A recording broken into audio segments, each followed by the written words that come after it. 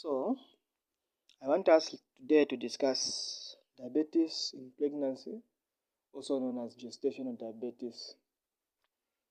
So, in this lecture, you need to understand what is diabetes, first of all. How does it present? And how do you diagnose it? And how do you manage it or treat it? The first thing is you need to have an understanding of what diabetes mellitus is. So diabetes mellitus, this is actually a metabolic disorder affecting the endocrine system in which there is elevated levels of blood sugar. So the levels of blood sugar are elevated as evidenced by what? Excessive hunger, excessive thirst, as well as frequent urination, which is polyphagia, polydipsia, and polyuria, among others, as well as a raised blood sugar level. So, the other thing that you need to know is that the normal ranges of blood sugar levels are between 7 to 11.1 millimole per liter. 7 to 11.1 millimole per liter. Those are the normal ranges. That's for random blood sugar. So we have two ways of testing the blood sugar levels. One, it is a random blood sugar test where you do a test using a glucometer randomly, or the fasting blood sugar test. So a fasting blood sugar test, this is where a person is told to not to eat for at least 8 hours, and then they do a test. So a result of above 7 millimole per liter after fasting for 8 hours straight is going to be considered what? Hyperglycemia, or elevated blood sugar level. So now that we know what diabetes is, let's now talk about this gestational diabetes. So this gestational diabetes, the definition is the same, but it occurs in what? In pregnancy. It should occur between the second, starting from the second and the third trimester of pregnancy. That's when it should occur, and it should resolve after delivery, after puerperium. It should resolve. That's this diabetes mellitus. Same definition, but you just include the time when it occurs, which is between the second and third trimester, and it should resolve after puerperium. After the puerperal period, it should resolve. That's this diabetes in pregnancy. So now, let's zero down to what happens, the pathophysiology. The pathophysiology of gestational diabetes. What really happens is that actually in the first trimester, there's what we call increased sensitivity of the maternal cells to insulin. So the cells of the mother are very sensitive to insulin because of something is growing inside her. So she usually gets to eat a lot. She eats a lot of cravings for different kind of food. There's increased sensitivity. Now, as the baby gets to grow, in the second and third trimester, the placenta starts to produce some hormones, which is the human placenta lactogen and the growth hormone. So once the placenta releases these hormones, they go into the bloodstream of the mother, into the maternal bloodstream, and causes the cells to be insensitive. They become insensitive, or they become resistant. They show some resistance to what? To insulin. meaning the mother can no longer absorb the glucose as it used to absorb. So you get a meal, a carbohydrate-rich meal.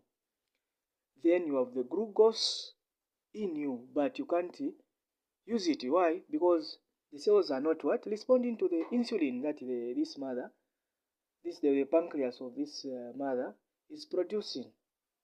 So what now happens is that the body will now respond to say, okay, maybe it's because we don't have enough insulin. That's why this glucose is not being absorbed. So what will happen is the maternal beta cells. So in the pancreas, there is what we call the alpha cells and the beta cells. So it's the beta cells in the pancreas that produces insulin. So during pregnancy, in the second and third trimester, in a woman who has diabetes mellitus in pregnancy or gestational diabetes, the beta cells grow, increase in number. They increase in number, what we call hyperplasia. There's beta cell hyperplasia, so they increase in number. So an increase in the number of beta cells, it means there will be increased production of what? Maternal insulin. So remember, the issue is not insulin, but what? The cell being resistant to this insulin. So this production of the increased production of insulin by the beta cells is going to cause problems again. So it is going to trigger the liver to say, the reason we have a lot of insulin is because we don't have enough what? Glucose. So the liver is going now to make more and more glucose. So the glycogen that was stored will now be broken down. There will be glucogenesis. There will be production of glucose. So glucose is going to be made. So this results in what? Raised blood sugar levels. So the levels of sugars in blood, they will continue increasing just like that.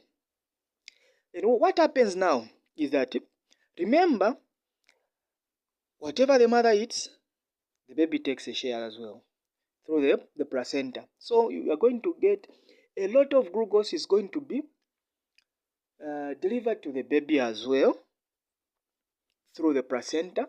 So in the blood of the fetus, there is going to be a lot of glucose. So the fetus will respond again to the raised blood sugar levels that is it is receiving from the mother by producing what? Insulin. By producing what? Insulin. More insulin is going to be produced by this fetus. The fetal pancreas is going to produce more insulin. Then more insulin means this fetus is going to absorb or take in a lot of glucose. What is going to result as a result of getting a lot of glucose is more growth. The fetus is going to grow and grow bigger, which is what we call macrosomia. So the baby is going to be big.